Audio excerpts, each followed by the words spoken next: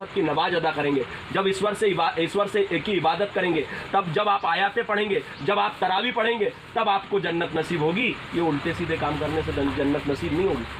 आज हम आपकी मुलाकात करवाएंगे मध्य प्रदेश की राजधानी भोपाल की एक ऐसी शख्सियत से, एक ऐसे चेहरे से जो फायर ब्रांड चेहरे के रूप में जो राजधानी वासियों के लिए प्रख्यात है। कहने को तो वे संस्कृति बचाओ मंच के नामक एक संगठन का संचालन करते हैं, परंतु चंद्रशेखर तिवारी जैसा व्यक्ति जो राजधानी के विभिन्न महत्वपूर्ण अवसरों पर अपनी उपस्थिति दर्ज कराने में सफल रहते हैं। चंद्रशेखर तिवारी को पूर्व मुख्यमंत्री उमा भारती जी का सानिध्य भी प्राप्त हुआ है और चंद्रशेखर तिवारी जी लगातार भारतीय जनता पार्टी की राजनीति से जुड़े रहे हैं। चंद्रशेखर तिवारी जी लगातार सामाजिक गतिविधियों में सक्रिय रहे हैं। चंद्रशेखर तिवारी जी लगातार हिंदू धर्मावलंबी के बीच भी उनकी समस्याओं को प्रमुखता से उठाने में सफल रहे हैं। वर्तमान में चूँकि कोरोना की वजह से लॉकडाउन की गतिविधियां संचालित हो रही हैं, ऐसे में मध्य प्रदेश शासन द्वारा अभी जो निकला गणेश जी का पर्व, उसको प्रतिबंधित किया गया था। तब भी चंद्रशेखर तिवारी जी ने अपने स्वर बुलंद करे थे। अभी उसके पश्चात नवरात्रि का पर्व आगमन को है और नवरात्रि पर्व को लेके एक बड़ा तबका जो कि है ना मूर्तिकार है, मूर्ति को बनाता है, और नवरात्रि पर्व से जुड़ा हुआ एक बड़ा तबका को शिकायत थी कि मध्य प्रदेश शासन कोरोना को लेकर जो प्रतिबंध चल रहा है उसमें कुछ गाइडलाइन में परिवर्तन करे और मूर्तिकारों को इसका लाभ मिले। चंद्रशेखर तिवारी जी ने प्रमुखता से इस मुद्दे को उठाया और इस मुद्दे को उठाने के पश्चात उन्होंने मध्य प्रदेश के मुख्यमंत्री, मध्य प्रदेश के अधिकारियों को या तो कहें दो टूक उन्होंने चैलेंज दिया और शासन प्रशासन ने चंद्रशेखर तिवारी जी की बातों को मानते हुए मूर्तिकारों को मूर्ति बनाने के लिए अनुमति दी। हालांकि इस संबंध में मध्य प्रदेश की राजधानी में राजनीति हो रही है। भोपाल से कांग्रेस विधायक आरिफ मसूद का कहना है, उनके समर्थकों का कहना है कि मूर्तिकारों को मूर्ति बनाने की अनुमति कांग्रेस विधायक द्वारा प्रदान करवाई गई। इस संदर्भ में हमारे साथ मौजूद है चंद्रशेखर तिवारी जी। हम इस संदर्भ में उनसे बात करते हैं। चंद्रशेखर तिवारी जी के टारगेट पर हमेशा एक वर्ग विशेष रहता है, ऐसा राजधानी के कुछ राजनीतिक जन बोलते हैं। देखिए, सोच का फर्क है। मैं आपके चैनल के माध्यम से एक बात बताऊं तो हमारे यहाँ माननीय मेरे बड़े भाई जावेद खान रहते थे और उनके पिताश्री को हम लोग अब्बू जी कहते थे। हम उनके सामने बचपन से बड़े हुए।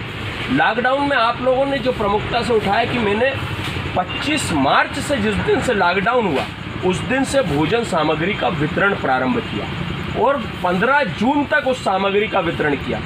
तो भगवती ने मुझे इतना नहीं दिया है कि मैं अकेला कर पाता। जावेद भाई ने लगभग 11 से 15 हज़ार रुपये की सामग्री मुझे प्रदान करी। अगर मैं किसी वर्ग विशेष को टारगेट लेके करता तो क्या जमील भाई और जावेद भाई या परवेज़ खान मेरे को सामग्री प्रदान करते? नहीं करते। वो करते एक वर्ग विशेष के अपने लोगों को। लेकिन आपको अगर मालूम हो तो सेंट जॉर्जेस कौन सा स्कूल है चर्च रोड पर, जी। उसमें उर्दू बंद कर दी गई। सेंट फ्रांसिस उर्दू बंद कर दी गई थी। उसका आंदोलन मैंने ला। इमरान खान वहाँ पर हमारा भाजपा का कार्यकर्ता है, उसने मुझे जानकारी दी। कल भी वो आया था और उसने मुझे बोला कि भाई साहब आपने बिल्कुल उचित किया, जो हुक्का लॉन्च में आपने जो रेट करी वो बिल्कुल उचित करी। बच्चियाँ किसी की भी हो, हिंदू की हो, मुस्लिम की हो, सिख की हो, ईसाई की हो, बच्चियों का जिम्मेदारी समाज के हर वर्ग की है। कहाँ जा रही हैं, कहाँ आ रही हैं, क्या कर रही हैं। अगर गलत कर रही हैं तो हम अगर मान लीजिए उम्र में बढ़ें तो हमारा दायित्व बनता है। आज परिवेश बदल गया है। मैं अब्बू जी की बात कर रहा था। अब्बू जी जब निकलते थे तो हम लोग जो छोटे छोटे बच्चे रहते थे, अब्बू जी के हाथ में एक रूल रहती थी। वो क्लास 2 रजिस्टर्ड ऑफिसर थे। अब्बू जी जब निकलते तो हम कहते थे ए अब्बू जी आ रहे हैं, तो सब अपने अपने घरों में या कहीं कहीं जाके छुप जाते थे। ये उस समय का तारतम्य था। ये मैं बात बता रहा हूँ 25 साल 30 साल पुरानी, क्योंकि मेरी उम्र 50 साल हो रही। मैं जब 15-16 साल का हुआ करता हूँ उस समय की। और वहीं पर बाबूजी निकलते थे, मतलब हमारे पिताजी। तब चाहे जावेद भाई हो, चाहे महमूद भाई हो, चाहे सुलेमान हो, चाहे बसंता भाई हो, कोई भी व्यक्ति होता था तो वो छुप जाता था कि बाबूजी आ रहे हैं, डांट ना लग जाए, हम लोग यहाँ क्यों खड़े हुए।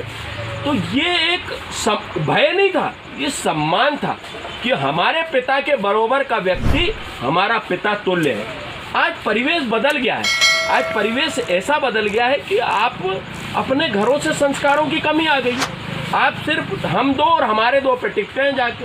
आपने परिवार और ख़ानदान को आपने सम्मिलित ही नहीं किया कि बेटा वो जो चंद्रशेखर अंकल है ना, वो बेटा तुम्हारे पापा के भाई हैं, तो वो चाचा हैं तुम्हारे।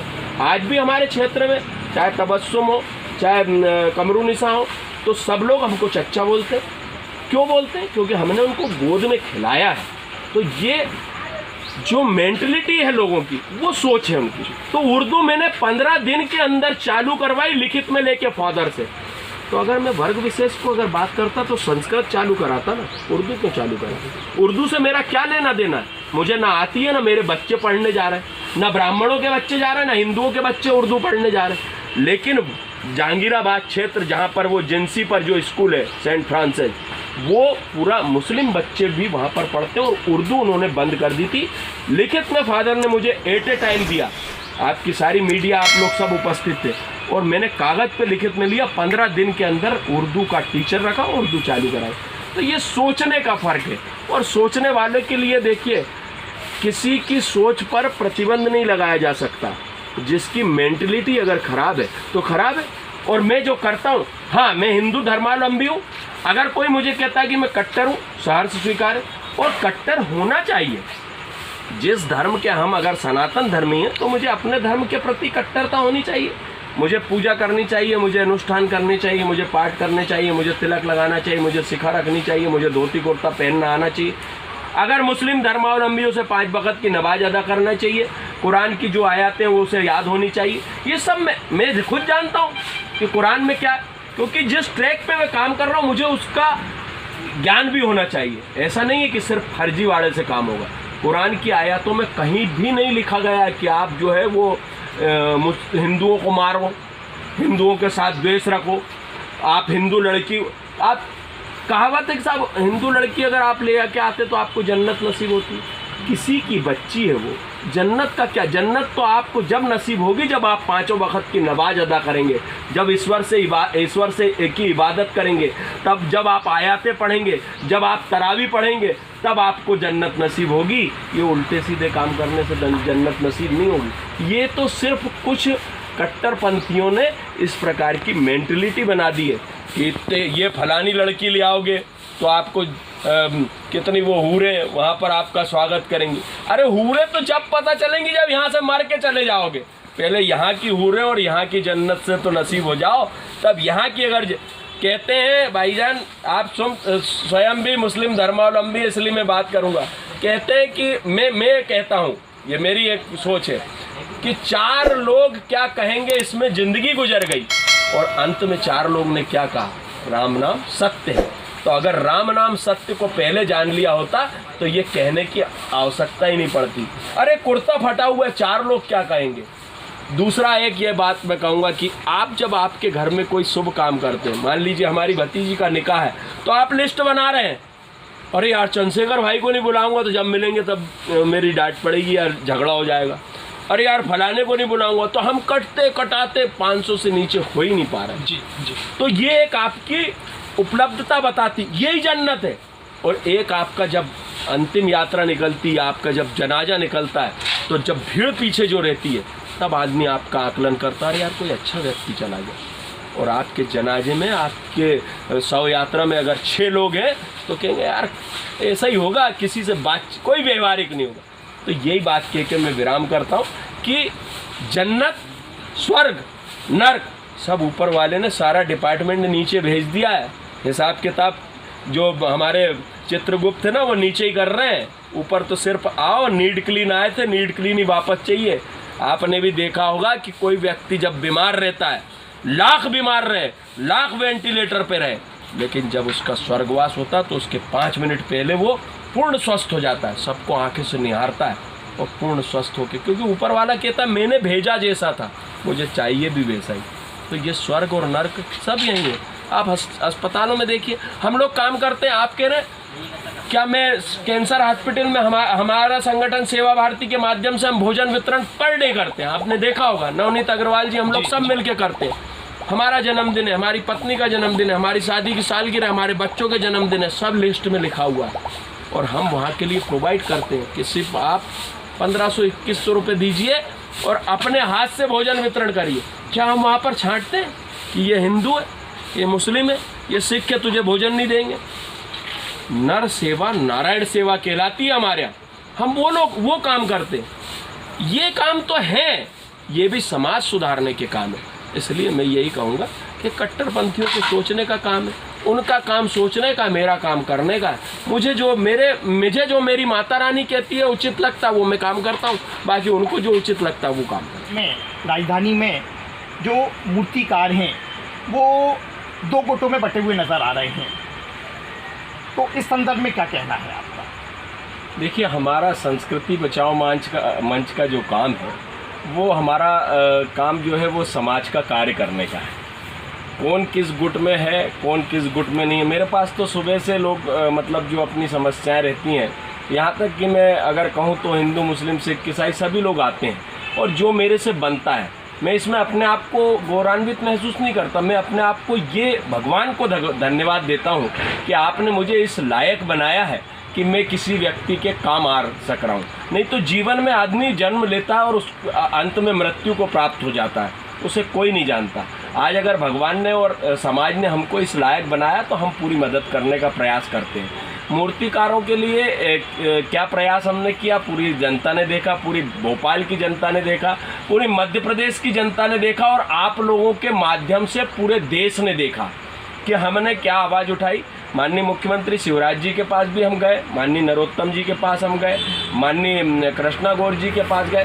सबसे ज़्यादा सहयोग हमें प्राप्त हुआ पूज्य साध्वी हमारी प्रज्ञा ठाकुर जो सांसद है, उनने पूर्ण प्रयास करके, और जो केंद्र की गाइडलाइन आई उसमें ये 100 लोगों की अनुमति और धार्मिक त्यौहार दुर्गा उत्सव मनाने की अनुमति हमें प्राप्त हुई। तो सबसे पहला आभार हम साध्वी प्रज्ञा सिंह ठाकुर जी का करते हैं। दूसरा आभार माननीय प्रदेश के मुख्यमंत्री हमारे शिवराज जी का, जो कि जनता का ध्यान रखते हैं।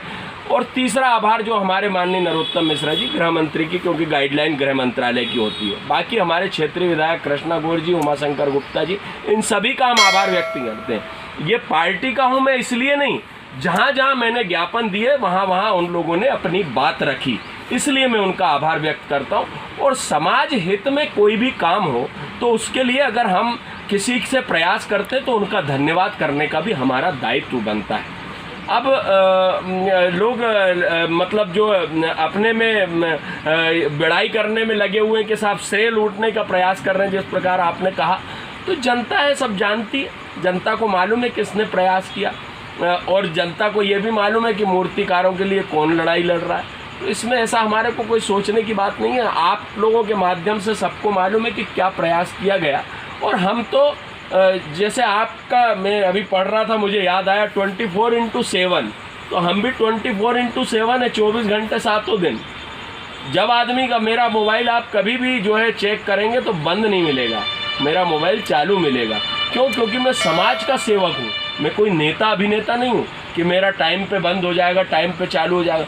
किस व्यक्ति को कहाँ समस्या उत्पन्न होती है, तो उस समस्या का अगर हमारे से निराकरण हो जाता है तो ये हमारे को भगवान के प्रति कृतज्ञता अर्पित करनी चाहिए कि उन्होंने हमको इस लायक बनाया है। तिवारी जी, जैसे मूर्तिकारों की एक समस्या है कि अभी शासन ने इस संदर्भ में गाइडलाइन नहीं दी है कि मूर्ति की ऊंचाई को लेकर, और उस संदर्भ में मतलब आपकी शासन के अधिकारियों से चर्चा हुई या मूर्तिकारों को आपने कुछ समझाइश दी है? देखिए, जब नवरात्रि ऐसा पर्व आता है जिसके लिए श्रद्धालु है ना साल भर इंतज़ार करते हैं, मतलब वो हर्षोल्लास से भरे रहते हैं, तो आप उस तरह से शासन की गाइडलाइंस का किस तरह से आप पालन मतलब करवाना चाहेंगे, क्योंकि निश्चित रूप से अब गेंद आपके पाले में है? देखिए, पाले में तो प्रभु के है, माता रानी सब अच्छा करेंगी। दूसरी चीज़, हमने शासन से मांग करिए। कल भी मैंने एक विज्ञप्ति जारी करी और माननीय सांसद जी से भी मैंने, जब हम लोग ने उनका सम्मान किया था संस्कृति बचाओ मंच और हिंदू संगठनों ने, और प्रदेश भर के मूर्तिकार जो कि जबलपुर से आए थे, सागर से आए थे, गंजबासौदा से आए थे, विदिशा से आए थे, सीहोर से आए थे, होशंगाबाद से आए थे, कई जिलों के जो है मूर्तिकार लोग आकर उनका दीदी का सम्मान किया। तब भी हमने उनसे यही बात करी थी कि दीदी, प्रतिमाओं की हाइट पर कोई प्रतिबंध ना रहे, वो स्वतंत्र रहे। क्योंकि इस वर्ष जो हम गणेश उत्सव हमारे धर्मावलंबी नहीं मना पाए, जो हमारे कार्यकर्ता नहीं मना पाए, वो गणेश उत्सव का उत्साह भी जो है वो दुर्गा उत्सव में परिवर्तित करेंगे। तो हमारे यहाँ जो इस बार खुली झांकियाँ बैठेंगी, पहले हम जो लाइन लगा के बिठाते थे बड़ी बड़ी झांकियाँ, इस बार झांकी खुली रहेगी, आदमी दूर से दर्शन करेगा, लेकिन उत्साह में कोई कमी नहीं रहेगी। और हमने शासन से ये मांग करी कि किसी भी प्रकार की हाइट का प्रतिबंध अगर नहीं रहेगा, अगर हाइट आपने निश्चित कर दी कि 8 फीट की बनना चाहिए, तो जो प्रतिमा 8 फीट की बनती है वो मैं क्योंकि इन लोगों के बीच में रहता हूँ मूर्तिकारों के 10 से 12 हज़ार रुपये की बिकेगी। तो इनका जो घाटा गणेश उत्सव में हुआ है, आर्थिक नुकसान हुआ, वो पूर्ण नहीं होगा। अगर आप हाइट की स्वतंत्रता प्रदान कर देंगे तो उस माध्यम से प्रतिमाओं का पैसा भी इनको ठीक मिलेगा और जो हमारे कार्यकर्ताओं में जो उत्साह है वो उत्साहवर्धन भी ज़्यादा होगा। इसलिए मैं शासन से मैंने यही निवेदन किया है, मेरी अधिकारियों से भी बात हुई है कि आप किसी भी प्रकार से इस पर, और दूसरी बात हम स्वयं गारंटी लेते हैं ना कि आप विसर्जन तक आप सिर्फ वहाँ व्यवस्था रखिए, बाकी हमको आपकी कहीं पे कोई ऐसी आवश्यकता नहीं है। कितनी हम उसको कैसे उठाएंगे, कैसे रखेंगे, ये सब हम लोगों की जिम्मेदारी, क्योंकि हम लोग 45 साल से बिठाते आ रहे हैं दुर्गा उत्सव। हम छोटे थे तब भी हम सम्मिलित रहते थे, हमारे यहाँ 48वां वर्ष है और देखिए हमारे यहाँ की प्रतिमा जो है वो 15 फीट की निर्माण हो रही है संस्कृति बचाओ मंच के नेतृत्व में, जो माँ वैष्णो धाम आदर्श नौ दुर्गा मंदिर में विराजमान होगी। पहली प्रतिमा की कसाई हमने प्रारंभ करी, हमारी जिम्मेदारी है और सुरक्षा की जिम्मेदारी भी हमारी है, हमारा दायित्व बनता है। तो हम आपके माध्यम से यही निवेदन करेंगे कि शासन इस पर किसी भी प्रकार की का अंकुश ना लगाए और मूर्तियों की हाइट की स्वतंत्रता प्रदान करे। ये थे हमारे साथ संस्कृति बचाओ मंच के संचालक श्री चंद्रशेखर तिवारी जी। चंद्रशेखर तिवारी जी ने आज हर सवाल का बेबाकी से जवाब दिया। उन्होंने कट्टरपंथियों को भी आड़े हाथों लिया, उन्होंने अपनी मंशा को भी जाहिर किया, उन्होंने अपने हिंदू धर्म होने पर भी सफाई दी। उनका स्पष्ट कहना है, हाँ मैं गर्व से कहता हूँ हिंदू हूँ। उनका स्पष्ट कहना है कि हाँ मैं कट्टर हिंदू हूँ। कट्टर हिंदू होना कोई गुनाह नहीं है। हिंदू धर्म है ना, सब धर्मों को आदर करना सिखाता है। निश्चित रूप से चंद्रशेखर तिवारी जी ने ये बेबाक प्रतिक्रिया दी और चंद्रशेखर तिवारी जी ने हर सवाल का बड़ी बेबाकी से जवाब दिया और उन्होंने अपने विरोधियों को, अपने आलोचकों को सोचने को विवश किया कि वे प्रत्येक जन का, प्रत्येक समाज का, वे समाज हितेश की बात करते हैं, ना कि किसी वर्ग विशेष की। सहयोगी अनुराग अग्रवाल के साथ गौहर खान, खबर लाइव।